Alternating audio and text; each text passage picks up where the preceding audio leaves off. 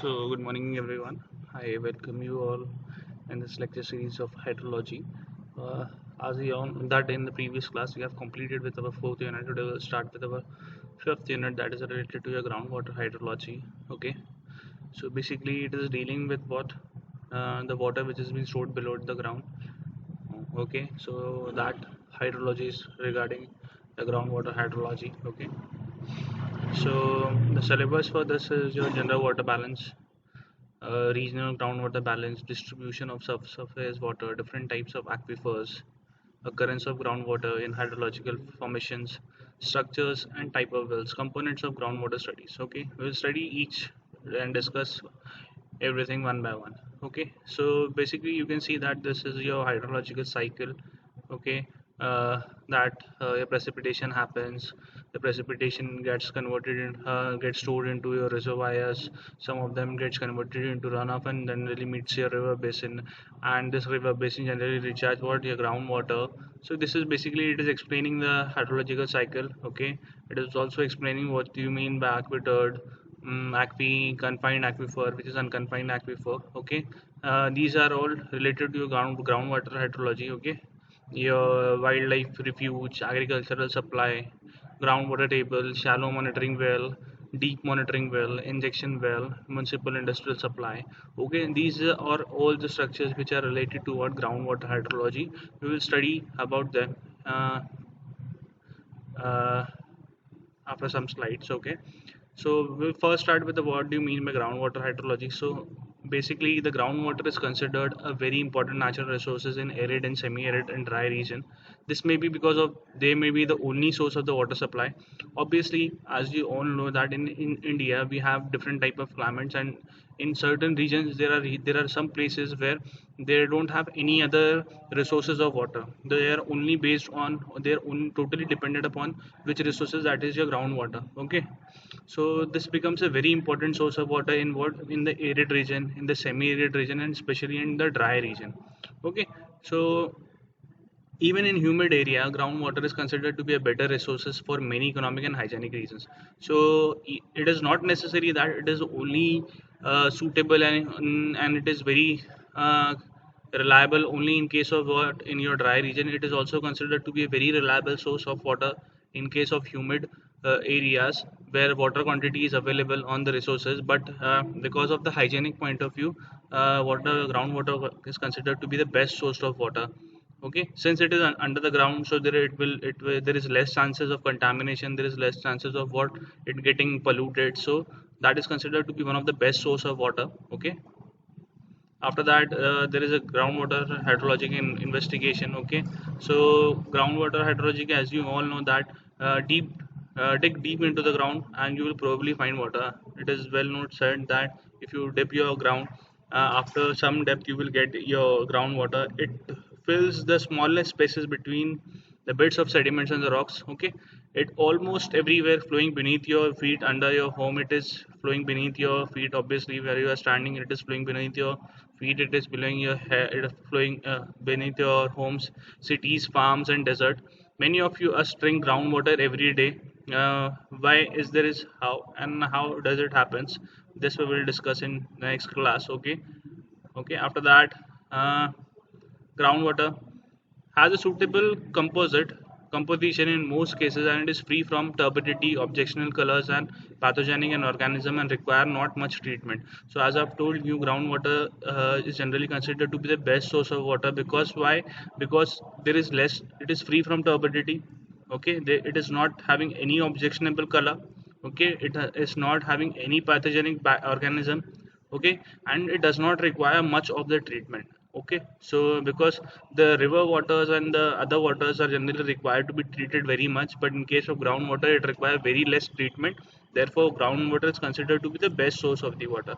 Second point is saying that is relatively much safer from hazards of chemical, radiogenic and biological pollution to which your surface water bodies are exposed. So as you all know that these chemical industries and the pathogenic and the radiogenic industries and the biological industry, they throw their waste in the rivers. Okay, so the surface water gets very polluted, but that is not in the case of groundwater, because you cannot keep just throw your waste in your groundwater, so it is very reliable.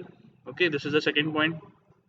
After that, supplies are not quickly affected by droughts and other climatic change, and hence are more dependable. Okay, so it mostly it is not affected by what the climatic condition, because as you know that in case of very high temperature, what will happen, your river water will get what evaporated, and you will get what, there will be less supply of water. But underground water does not get that much affected by what the climatic conditions. Okay, so that's why they are more dependable as compared to your surface water. Okay, after that, next point is what, being available locally in many cases may be tapped and distributed at much lesser cost using very little network of pipes. So the surface waters required to be treated, and then it has been distributed all over the cities, and that required a very much of cost. Okay, it is a very uh, costly procedure. So in this case, but in case of groundwater, if you want groundwater, you can get it in a very cheaper cost by just digging a hole or a well near your ground. You will get easily what, the connection of water to your house. Okay, so it is comparatively cheaper as compared to your surface water supplies. Okay, uh, this is a figure which is showing that in case of rainy season, the groundwater table is much higher, and in case of very drought region, in case of what, in case of a very hot summer season, the water table gets below, the depth of the water table is very below the ground, and in case of rainy season, the depth of the water table is very much above the ground. Okay, after that, what are the sources of groundwater? So we'll study about the various sources of groundwater. The first source of your groundwater is your meteoric water. So what is meteoric water? It is the water derived from the precipitation.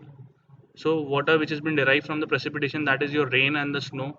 Although bulk of the rainwater or melt water from snow and ice reaches the sea through the surface flow or runoff, a considerable part of precipitation is gradually infiltrated into the groundwater. This infiltrated water continues in a downward journey till it reaches the zone of saturation zone to become the groundwater in the aquifer. Okay, so basically meteoric water is what, the water which has been received with the what, because of the rain and the snow. So what happened, the major part of the rain and the snow, what, the major part of the rainwater and the snow which has been melting ultimately join in the form of runoff to your rivers and your lakes, but a considerable amount gets what, infiltrates into the ground, and that infiltrated water gets stored into the groundwater. Okay, in the form of your aquifer. Okay, so that is your one of the main source of what, groundwater, that is your meteoric water. Okay, almost entire water obtained from groundwater supply belongs to this category. So as I've told you, mostly the water which is being stored inside the ground is because of the meteoric water, which is happening because of what, rain, and which is happening because of snow. Okay, so groundwater basically depends upon the type, the quantity of rain. Okay, and the quantity of the snow which has been melting. Okay, so this is the diagram which has been shown over here. You can see that there is a rainwater, the rainfall is happening, and this meteoric water has been getting stored inside your what, your ground. And there is also what, hail is happening, and that water is also ultimately joining what, the ground. Okay, after that, the next source of water is your Cannot water. Cannot water, this is the water present in the rocks right from the time of their deposition in an aqueous environment. During the process of formation of sedimentary rock in a lake or a sea or river, deposition is followed by what, compaction, which leads to the squeezing out of most of the water present between the sediments. So basically, this is the water which has been stored inside the rock at the time of deposition. Okay, so during the process of formation of sedimentary rocks, so what is happening, as you must have studied that the rocks are formed under very different conditions. So during the formation, what happens, the rocks get squeezed and the water is available, and it ultimately joins the groundwater. So during the process of formation of sedimentary rock in a lake or a sea or a river, deposition is followed by compaction. So what happens, these rocks get compacted, which leads to the squeezing out of most of the water present between the sediments. Okay, so the whatever water which has been present inside the sediment gets what, and gets free, And sometimes, however, incomplete compaction may cause retention of some water by these rocks, which is known as Carnot water. So some water gets what, because of incomplete compaction, that got retain. So that water is called as what, your Carnot water. Okay. Incomplete compaction may cause retention of some water by these rocks, which is known as your Carnot water, and it may be found in the rocks like limestone. So some waters, as you must know, that the limestone some have somewhat have your water present in it. Sandstone is somewhat present water in it. Gravel also have somewhat water present in it. It is saline in nature and is of no importance as a source for exploitable groundwater. So the water which is inside available inside these limestone, sandstone, and gravel are basically saline water, and it is of no use for groundwater because that cannot be used for drinking purposes. Okay, this is the second category, which is your cannot water. This is basically the water which is present inside the rock. So during the formation of the rock, what has happened, they gets compacted, and these because of these compaction, the sediments release the water, and this water is now available. But sometimes what happens, because of incomplete compaction, some water gets stored inside that sediment. So some water is being stored inside that sediment or that particular rock, and that water which is present inside that rock is called as your Carnot water. Okay. After that, your example for these type of stones are your limestone, sandstone, and gravel. The water which has been present inside these stones are generally having what, saline in taste, so they are not useful for our groundwater. After that, this is related to a diagram related to a Carnot water, that is not of much important. After that, there is juvenile water. So it is also called as the magnetic water and is of only theoretical importance as far as water supply scheme is concerned. It is the water found in the cracks and the crevices of or the pores of the rock due to condensation of steam emanating from hot molten masses or magmas existing below the surface of the earth. Some hot springs and geysers are clearly derived from juvenile water. So this is basically the water which has been present because of inside the rock because of the steam. Because of, as you all know, that below the earth's surface there is a molten magma.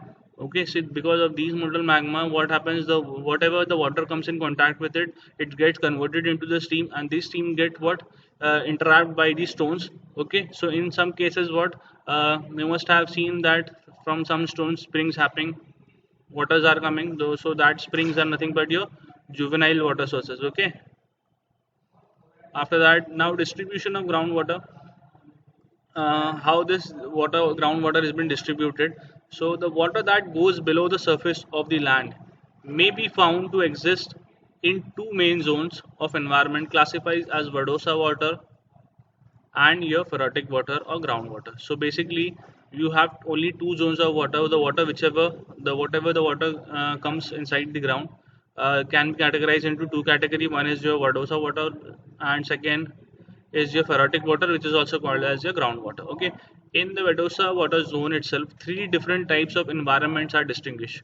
So in this Verdosa water zone, there are three category, that is your soil water, one is your soil water, one is your intermediate Verdosa water, and one is your capillary water. Okay, so we will study about each, that is soil water, intermediate Verdosa water, and capillary water in detail. Okay, so what is the soil water? The soil water is forms a thin layer confined to the near surface depth of the land. Okay, it may occur after at a depth of between 1 to 9 meter, and is held up by the root zone of the vegetable covers of the globe. It is the loss to the atmosphere by transpiration and evaporation. So basically, soil water is what the water which has been stored to a depth of 1 meter to 9 meter, and it has been mostly held by the root zones of vegetable covers. Okay, and it is the loss of what it sometimes it lost also happen from this because of the transpiration and evaporation. So this is your soil water. Second one is your intermediate Verdosa zone. The intermediate Verdosa zone occurs immediately below the zone of soil water. So just after the soil water zone, there is another zone which is called as your intermediate Verdosa zone. It is in fact a zone of non-saturation. Okay, it is non-saturated. Water in this zone is moving downward under the influence of gravity. So there is a movement taking from this zone to the downward direction because of the gravity. It is generally of smaller thickness and may be even absent in many cases. So it is generally having very smaller thickness, and it is sometimes in many of the cases it is not present. The above zones are sometimes collectively referred as the zone of aeration. So this zone is also called as sometimes zone of aeration. Okay. So the first one is your soil water. After that there is intermediate water zone. The last one is your zone of capillary water. So the zone of capillary water, also called as the capillary fringe, it is present only in the soil and the rocks of fine particle size underlying the Barbadosa zone. So basically, this type of zone is happening in what? In case the soil and the rocks are of very fine particles. So in that case, only this type of zone happens. So the condition for this, that the soil and the rocks must be of very fine particles. Okay. In the fine particle size zone, groundwater is drawn upward by capillary action. So in this fine particle zone, what is happening? The groundwater is drawn upward by capillary action, and sometimes to a height of 2 to 3 meter above the saturated zone lying underneath. Okay, so sometimes the capillary action take place to a height of what? 2 to 3 meter above the saturation zone. Okay, growth of vegetation is some desert is very often dependent on the presence of capillary fringe. So most in some of the desert area, the vegetation growth depends upon what? This capillary fringe. If this capillary fringe does not happen, the vegetation over there will die because of the non-availability of water. So this capillary fringe take is very important in case of in case of your desert zones. Okay, so this is the third point related to your uh, Badosa water regions. There are three categories added. One is your soil water, which is at a depth of 1 to 9 meter. Okay, and this water is generally been stored because of the root zone of the vegetation cover. Then in between your soil and the phreatic zone, there is what? Intermediate Badosa zone. Okay, this in this the transition take place from what? The transition take place of water from, under the gravitational force. Okay, this is also called as zone of aeration.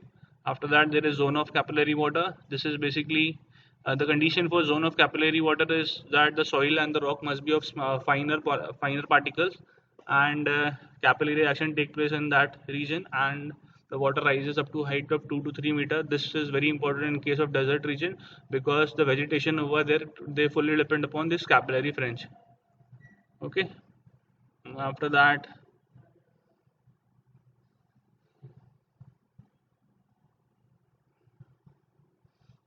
okay, the next zone is your phreatic water zone, which is your groundwater, also known as the zone of saturation, lies below the capillary fringe. So after capillary fringe, there is another zone which is called as your phreatic water zone, and is the water held in the zone that is called as your groundwater. So the water which has been stored in this zone is considered to be a groundwater in the real sense. Okay, the upper surface of the water in the zone marks the water table. So the upper portion of this zone is considered to be a water table. Okay, in this zone the layer or the bodies of the rock which are porous and permeable have all their open spaces such as pores, cavities, rocks, cracks, etc., completely filled with water. So basically in this zone the stone which is available generally have the properties like that. They are porous in natures. The cavities as well as the cracks are totally and completely filled by the water. Okay, all these openings are interconnected. So the openings which are present over there, they are interconnected, so that a well dug into this opening are completely filled with water. So in this region, if you dug a well, what you will find? You will find the water. There is no or very little downward movement of the groundwater. In all groundwater exploration programs, the main objective is to locate this zone. So uh, and to determine its extent and geometry and characters. So this is related to your phreatic water zone.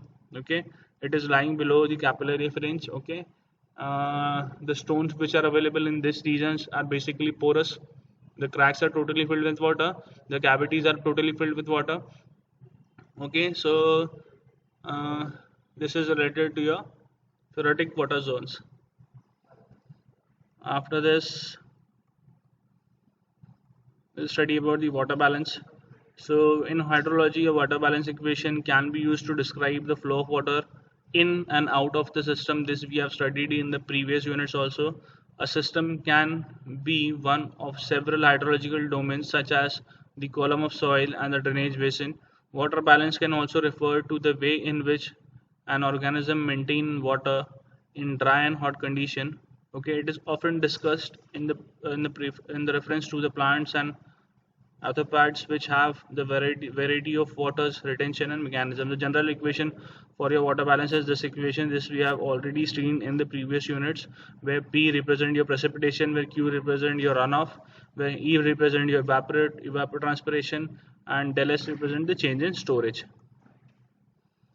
Okay, this equation uses the principle of conservation of mass in a closed system, whereby any water entering a system must be transferred into either evaporation, surface runoff, or stored into the groundwater. This equation requires the system to be closed, and where it isn't, this must be taken into account.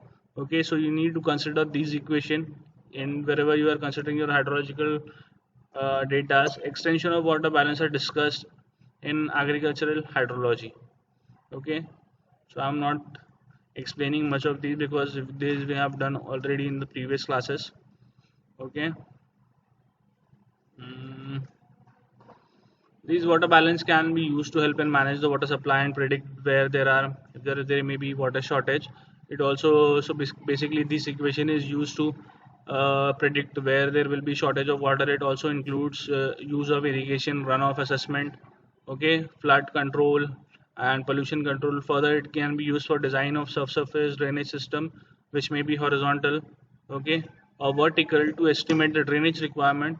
The use of an hydrological water balance and water groundwater model may be instrumental. So basically, these equations are generally used to predict the shortage of water, where there can be a flood, to control the pollution, and to use the runoff water for irrigation purposes, and all the different things related to your hydrology. Okay.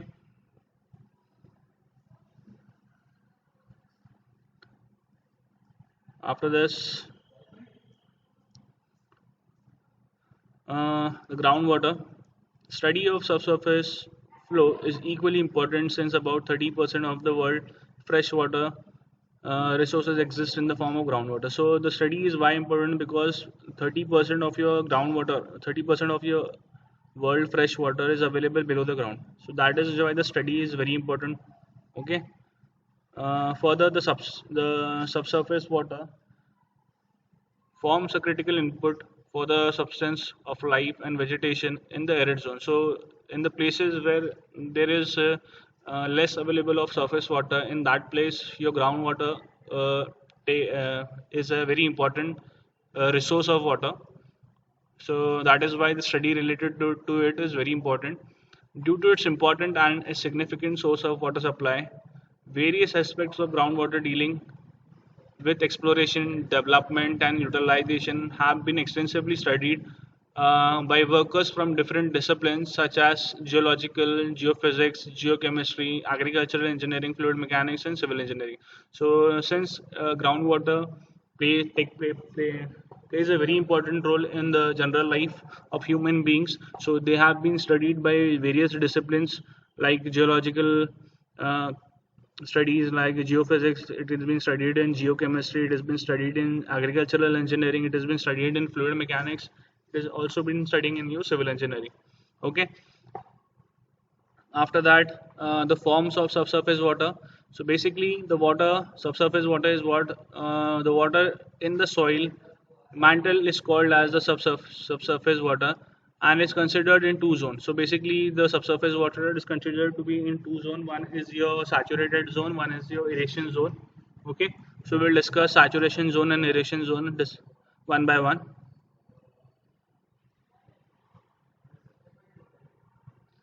Now saturated zone.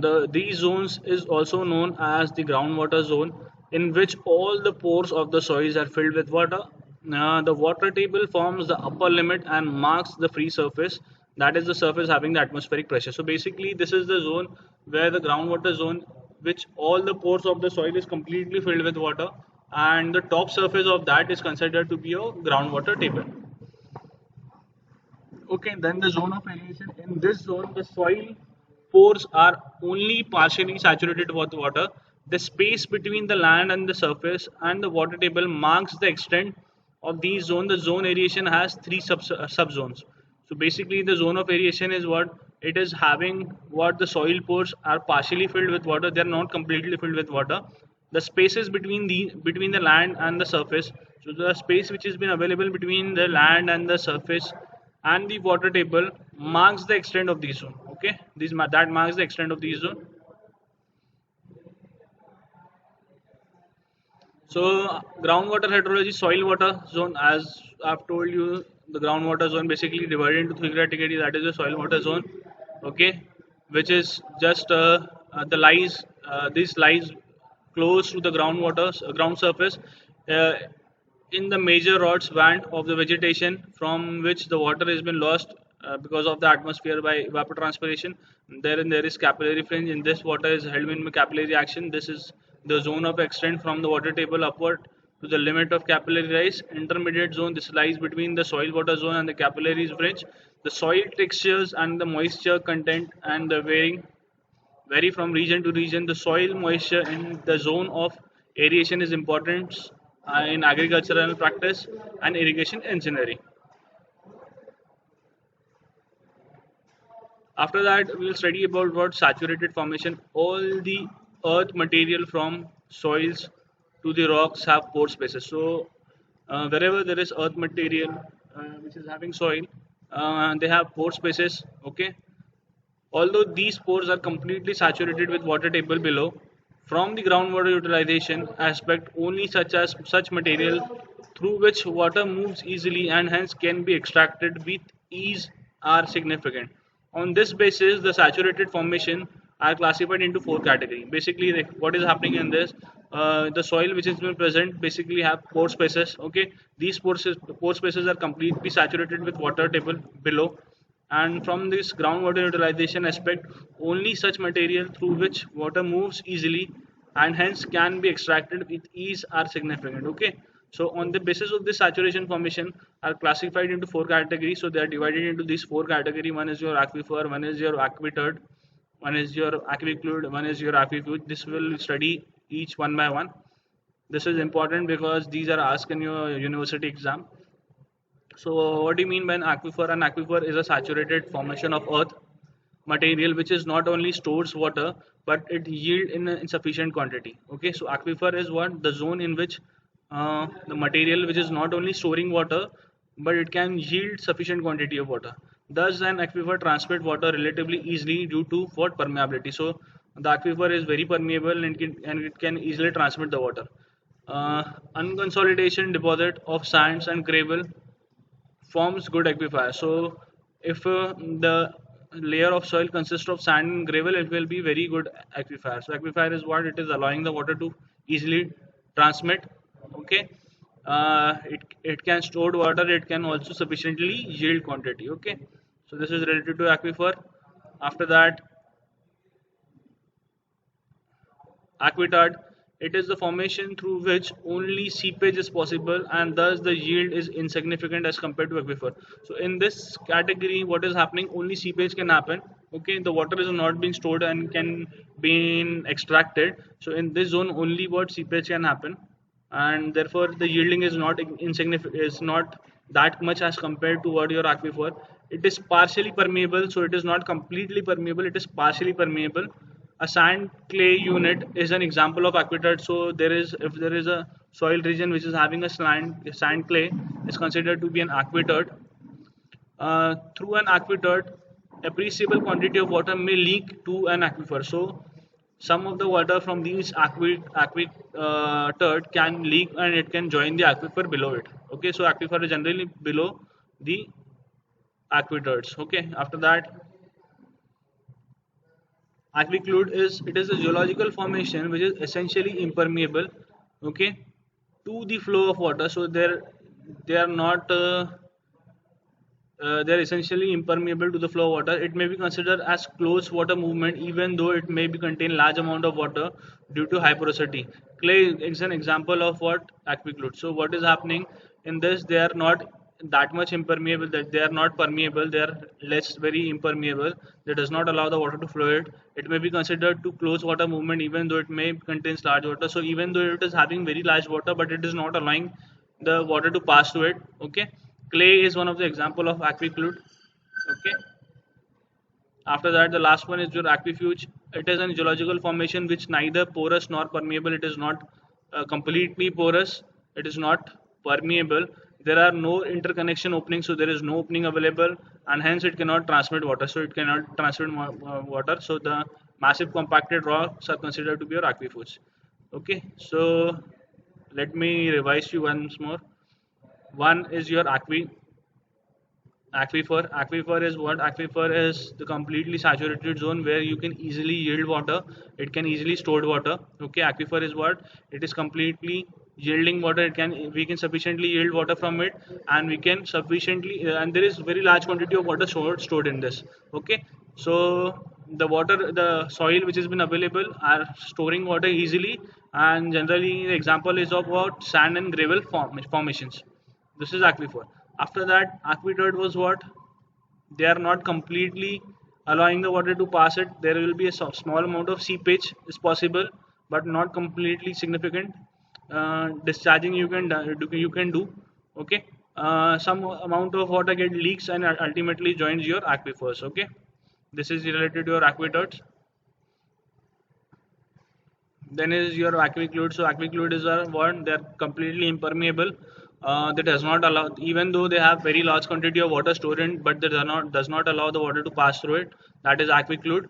And the zone which is completely what, non which is non porous, which is non permeable. Okay, so and which does not allow the water to pass through it. That is the case of rocks. So that is considered to be your aquifers. Okay, so these are the three conditions.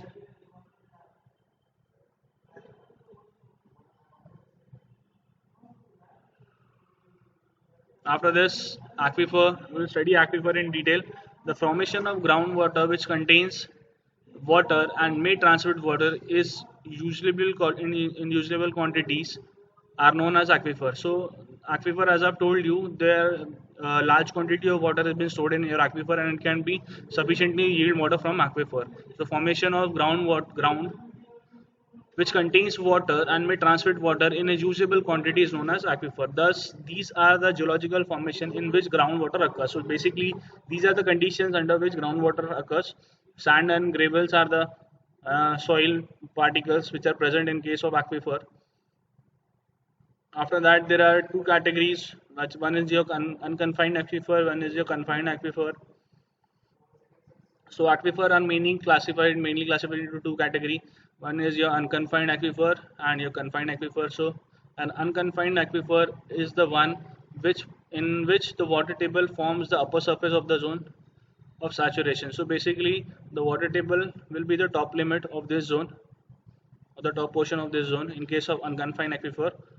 An aquifer where the water table is the upper surface limit and extend below till the impermeable rock strata is called as the unconfined aquifer. Basically, the level of groundwater table, that is your top of the water table, and the impermeable rock zone, the depth up to this depth, the zone is called as your unconfined aquifer zone. Okay, after that, confined aquifer is what? When aquifer is sandwiched between two impermeable layer, it is known as a confined aquifer. So what is happening?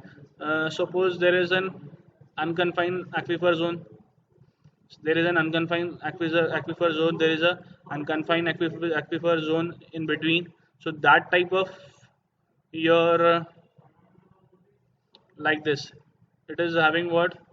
Breach aquifer underlain by the lower permeability unit. So in this case, what is happening? It has been sandwiched in between two impermeable layer. It is also known as a pressure aquifer or an artesian aquifer. Confined aquifer are completely filled with water. So confined aquifer are completely filled with water and they do not have a free water table, and the aquifer may will be under the pressure. So the diagram for this is this one. You can see over there that it has been sandwiched in between two unconfined zone. There is an unconfined zone top, and on the top of this there is unconfined zone on the top of this. Okay, so this water will be always under the pressure. This aquifer will be always under the pressure. This is called as the breach aquifer. Okay, in artesian aquifer, water rises in case of a pipe.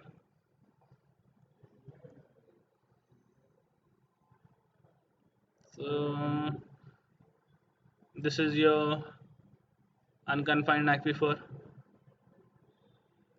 As you can see that there is a soil on the top of this, and there is a groundwater table. So this is, there is an unconfined zone over here. There is an unconfined zone over here. So this is your unconfined aquifer. This is your confined aquifer.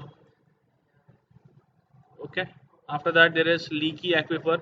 An aquifer bound by one or two aqueducts is known as the leaky aquifer. It is also known as semi-confined aquifer. So if there is an aquifer available which has been what, bound between one or two aqueducts, so if it is, the aquifer is between two or one or two aqueducts in between them, then it is called as your leaky aquifer. Now burst aquifer is called, burst aquifer is a special type of an unconfined aquifer. An impermeable saucer shaped stratum of the small aerial extent occurring in the zone of aeration may retain and hold some amount of water is called as your breach aquifer. The diagram has been shown over here. It is generally what, your cup shape or your saucer shape, and it has been stored in between two unconfined zone. Okay.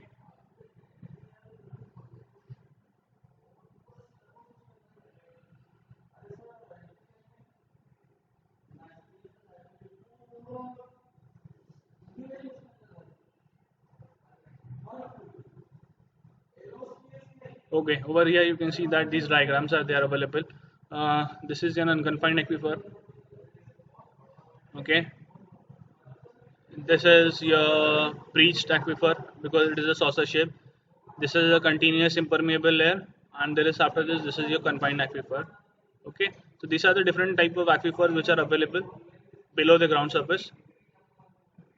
Okay, after this there is water table. A water table is the free water surface in an unconfined aquifer, indicating the level of water table at the point. Okay, so basically this is an unconfined aquifer indicating the level of water table at the point.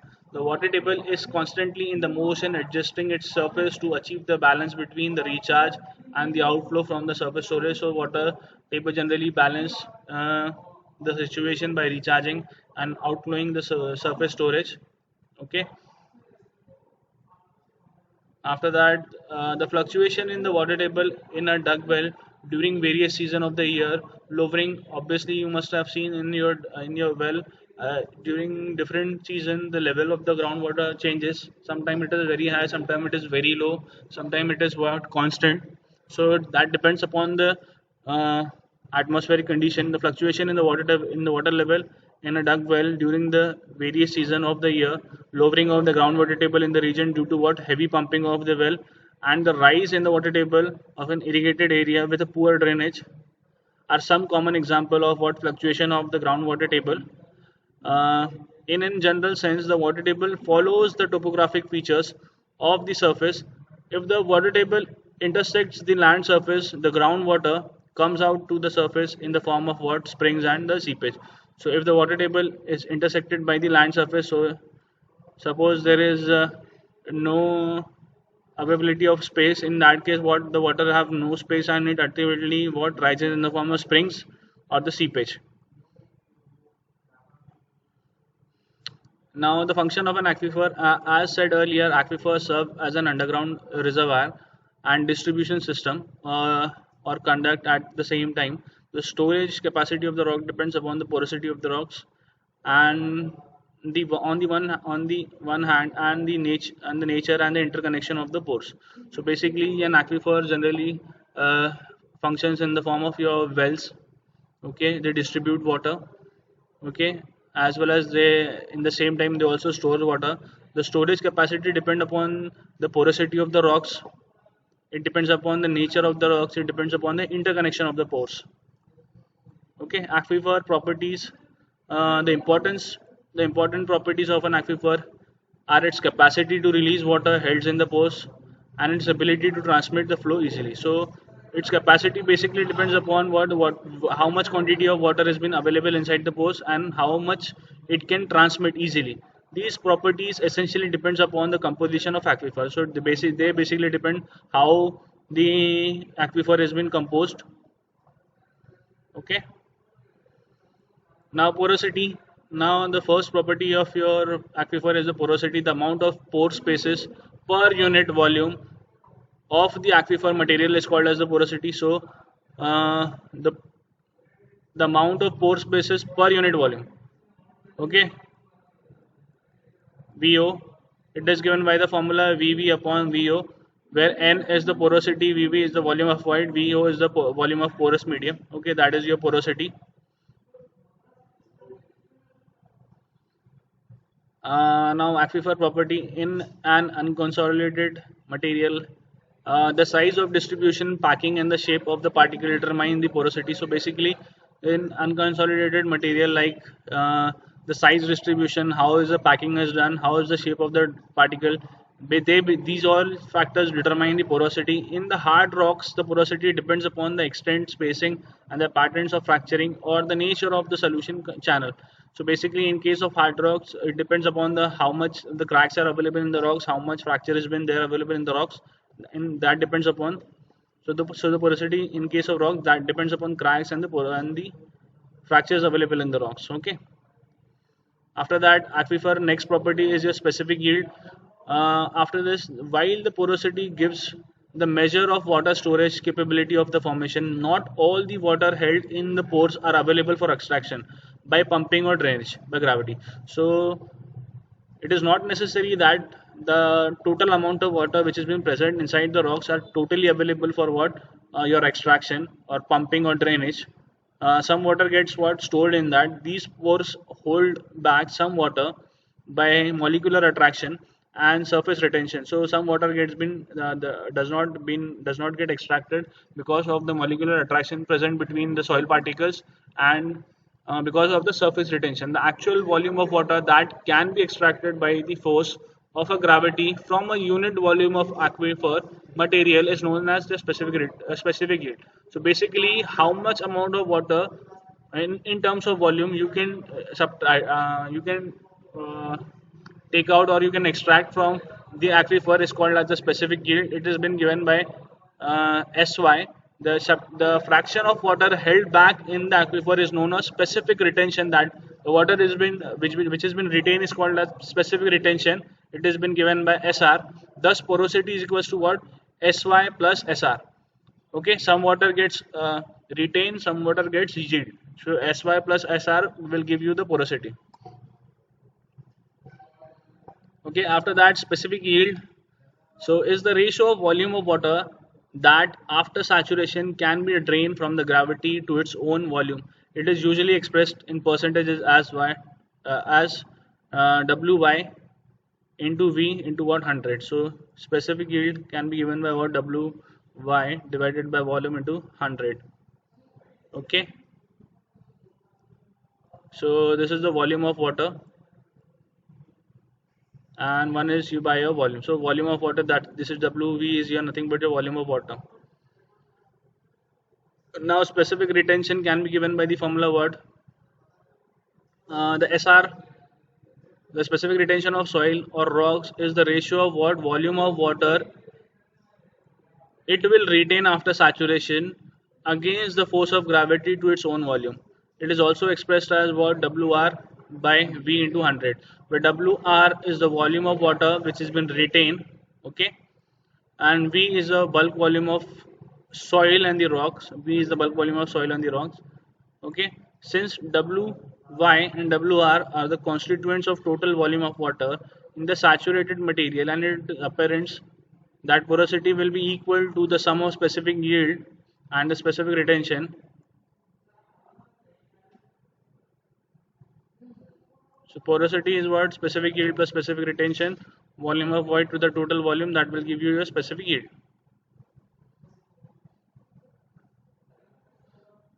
Flow in aquifer, the movement of water through the aquifer is a general function of three forms of energy contained in the groundwater: pressure, velocity, and elevation head. So the movement of water basically depends upon what? The pressure, it depends upon the velocity, and it depends upon the elevation head. So we can apply a Bernoulli's formula. This is your pressure head, this is your velocity head, this is your datum head. Okay, where P is your pressure, R is the specific weight, V is the velocity, G is the acceleration due to gravity, Z is the elevation. So the velocity factor is greater. Many situation in groundwater is almost negligible. So velocity is generally taken as negligible. So the flow in aquifer, the permeability depends upon what? Permeability, hydraulic conductivity, the transmissibility are the important terms related to various aspects of what? Movement of water in your aquifer. Permeability is what? When used in general sense, permeability is the capacity of the rock to transmit fluid through it. So basically, how much your rock can transmit water is known as your permeability. It is often expressed as intrinsic permeability, of which Darcy D is the unit. Okay, permeability is essentially related to what? The quantity of pores and other entrances on the rocks. Okay, after that,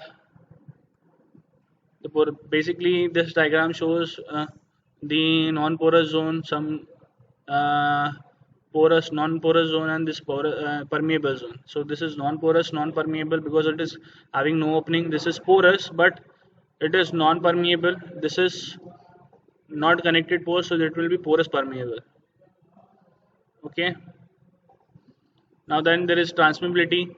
So the terms was introduced by the thesis in 1935 to express the capacity of entire aquifer to transmit water.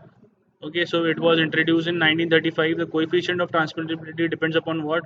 The rate of flow in gallons per minute through a vertical section of an aquifer 1 foot wide extended to a full saturated length of the aquifer under a unit hydraulic head.